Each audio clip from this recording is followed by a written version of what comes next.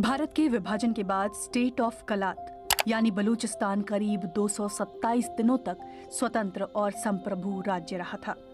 बलूचिस्तान पाकिस्तान में शामिल नहीं होना चाहता था और पाकिस्तान के संस्थापक मोहम्मद अली जिन्ना भी इससे सहमत थे।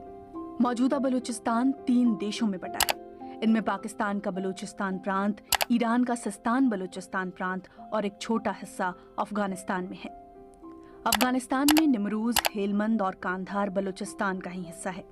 बलोच सुन्नी मुसलमान हैं। यहाँ तक कि शिया बहुल ईरान के बलूचिस्तान प्रांत में भी बलोच सुन्नी मुसलमान ही हैं। पाकिस्तान बनने के बाद से ही बलूचिस्तान में विद्रोह की आवाज उठती रही है, लेकिन बलूचिस्तान में चीन की एंट्री के बाद से स्थिति और जटिल हो गई। पाकिस्तान ने बलूचिस्तान का ग्वादर पोर्ट चीन को दिया और स्थानीय बलोच इसके खिलाफ विरोध प्रदर्शन करने लगे। इतिहास पर नजर दौड़ाएं तो स्टेट ऑफ कलात को कई लोग पाकिस्तान का हैदराबाद कहते थे। कलात स्वतंत्र रियासत था जिसने पाकिस्तान में शामिल होने से इनकार कर दिया था, और वहीं हैदराबाद ने भारत में शामिल होने से इनकार कर दिया था। मोहम्मद अली जिन्ना ने कलात और हैदराबाद दोनों को कानूनी सलाह दी थी कि 15 अगस्त 1947 को ब्रिटिश राज खत्म होने के बाद भी ये स्वतंत्र संप्रभु स्टेट के रूप में रह सकते हैं।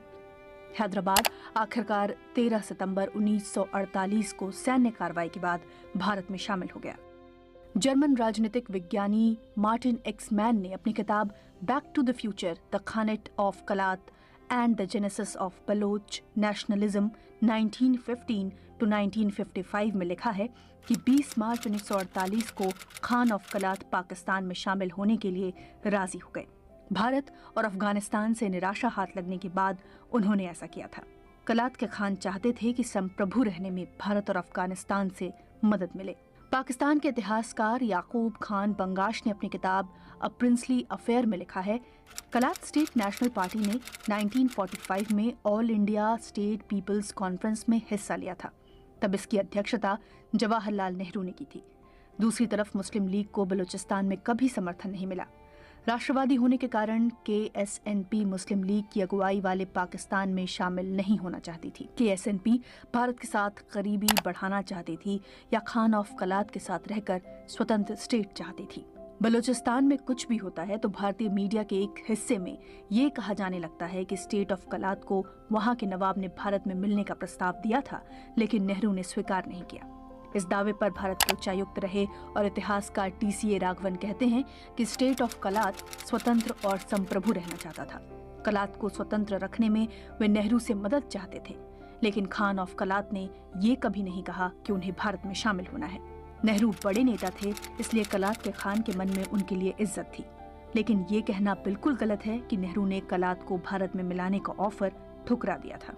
बलूचिस्तान के नेता और इतिहासकार गुल खान नासेर ने अपनी अहम रचना तारीख बलूचिस्तान में लिखा है कि 27 मार्च 1948 को ऑल इंडिया रेडियो ने VK मेनन की प्रेस कॉन्फ्रेंस की रिपोर्ट प्रसारित की थी। ऑल इंडिया रेडियो ने मेनन के हवाले से दावा किया था कि 2 महीने पहले खान ऑफ कलात ने नई दिल्ली से संपर्क कर बलूचिस्तान को भारत में मिलाने का आग्रह किया था, लेकिन इस आग्रह को खारिज कर दिया गया था। गुल खान नासिर ने अपनी किताब में कलात के आखिरी खान अहमद यार खान को कोट करते हुए लिखा है कि ये सफेद झूठ था। इसका मकसद था कि कलात और पाकिस्तान के बीच दुश्मनी पैदा की जाए। दूसरा मकसद था कि झूठी रिपोर्ट से पाकिस्तानी आंदोलित हो जाएं और उतावलेपन में कुछ ऐसा कर दें कि भारत को हैदराबाद में मौका मिल जाए। स्टेट ऑफ कलात के पाकिस्तान में शामिल होने के करीब 6 महीने बाद ही भारत ने हैदराबाद को अपने में मिला लिया था।